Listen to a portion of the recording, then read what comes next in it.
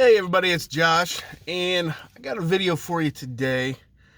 I've actually already recorded this once, and apparently my phone overheated in the sun, and none of it saved. So I'm gonna try to redo it, and hopefully you guys can get something out of this. Give me a like, subscribe, hit the comments, all that kind of good stuff if you like it. So what I was thinking about today was, I was thinking about knowing who the actual enemy is. Knowing who your enemy is. And I think too many of us think that it is our neighbor, our family member, our friend that happens to have a different political belief system than we do. I think that we throw away the 90% that we have in common with the majority of people, focus in on that 10%, and then we just discard the rest of what they say. Everybody watching this probably doesn't believe everything I believe. I understand that. I don't expect you to. It'd be ridiculous if you did. But that doesn't mean the other 90% of what I say is wrong. The same way with your family, the same way with your friends, the same way with anyone you know. Just because they're not the enemy, just because they have a different point of view about one thing, doesn't mean that everything else is wrong. Republicans aren't your enemy. Democrats aren't your enemy. If you're a libertarian, everyone is your enemy. So let's talk about today who the real enemy is. Okay? And we're going to do this with a little bit of an example that I think is a very, kind of shines a light on exactly who I think the real enemy is, which is the central banks and the big corporations and people who are actually stealing your wealth. They're actually making you money that you have worth less. So let's imagine for a minute we were playing Monopoly, which I love playing this game. However, I do understand that it causes fights and lasts forever. But let's just imagine. Let's just take time and think for a minute. What if we were playing Monopoly and I was the banker and you and somebody else, we were all playing. Let's just say that we all start out with the same amount of money.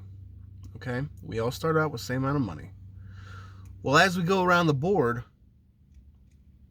I buy whatever I want because I can print money. Right? Let's say I've got a printer right beside me.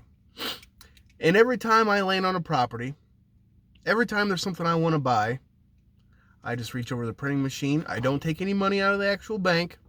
I just print money. Let's say I land on Boardwalk or Park Place. It's $2,000, right? That's it. Usually that's a game ender. Not for me, because I can reach over to my printer where I've just printed off a sheet of those gold $500 bills, and I'll just throw 4 of them down like it's nothing. What does that do? That inflates the money supply and makes that property that you thought you owned, that was the best property on the board, meaningless. Meaningless. Meanwhile, I keep all my money if I'm the bank. And I can then just go print money and say, oh, well, you know what? I'm using the fractional banking system and I don't have to account for that money. It got printed off. It's there, but don't worry about it. It's not going to cause inflation. It won't. Don't worry about it. It's fine. No, nothing to see here. Meanwhile, if you were to land on a property and you didn't have the money to pay it, what happens? You're bankrupt, right? You're flipping over your property cards and you're hoping to get, $80 for your $100 property, and the bank is just going to take that money. So they're taking money from you, whether you have it or not, and they are printing off money whenever they need it, which in turn makes the money you have meaningless. Absolutely meaningless. Your money, your little stack of cash that you have, has become worth less now. Because what do they care? If you land on their property, if you have to pay rent, which is going up crazy, you are just going to have to pay it. If they land on your property, they print money. What do they care? What do they care? It's just money. If I've got to pay it, I'll just print it off. Meanwhile, their money continues to grow because you're paying them every time you land, and your money is worth less and less and less and less. They are the enemy. Not someone who happens to think that tax brackets should be a little bit different, or that maybe we should help out the poor a little bit more than what you think we should, or somebody who happens to think about illegal immigrants coming to our country, someone who, different points of view. Does that change the amount of wealth you have? No. What changes the amount of wealth that you have is what the banker does. How they inflate the money, how they make that money grow and grow and grow for them. And your money is worth less.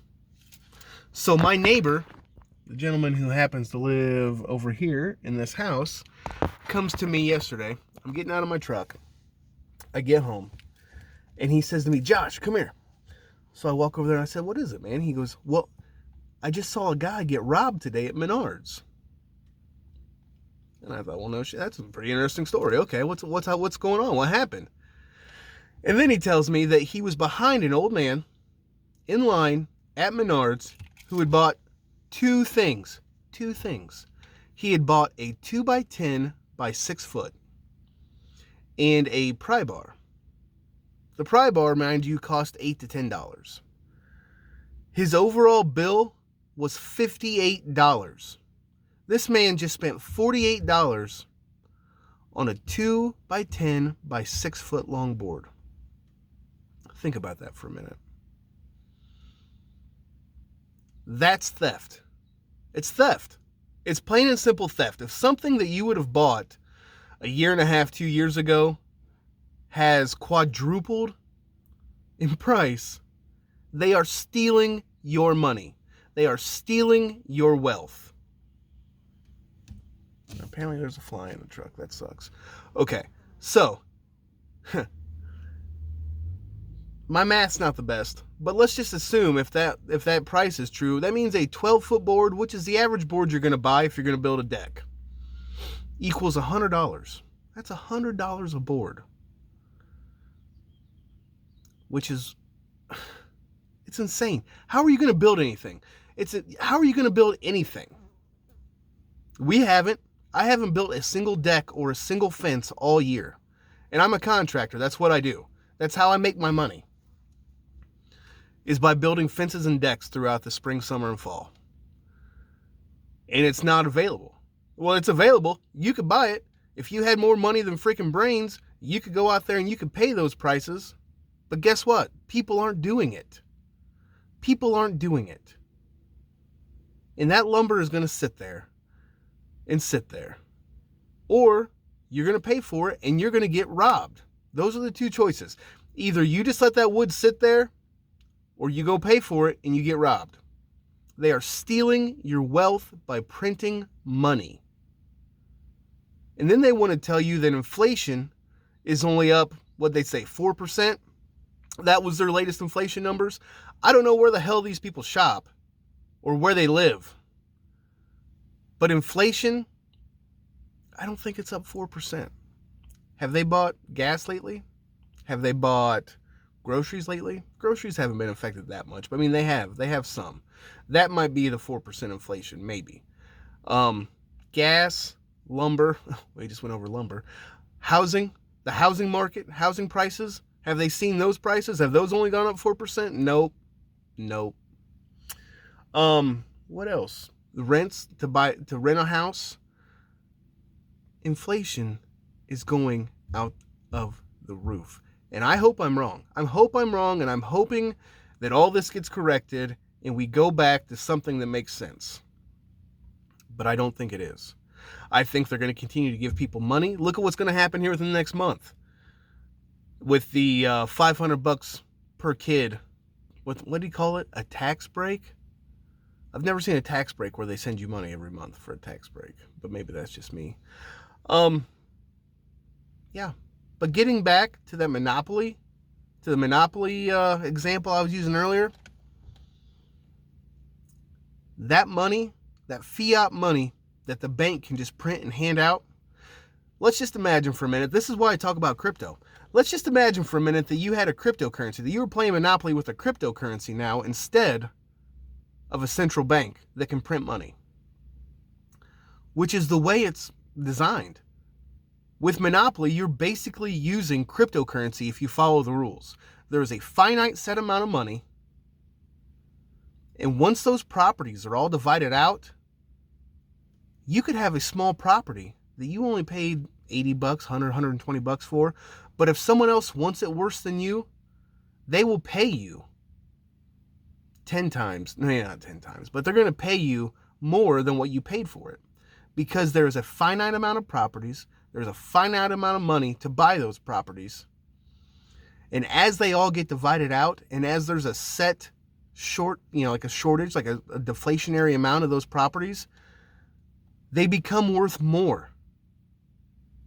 The way we play Monopoly right now as a society is the first example. The government has a printer sitting beside the bank, and they print that money. The way it's meant to be played is as if you were using cryptocurrency. And there's a set amount of money that comes into the game at the beginning, and that's it. That's all there is. That's it. Once it's gone, it's gone.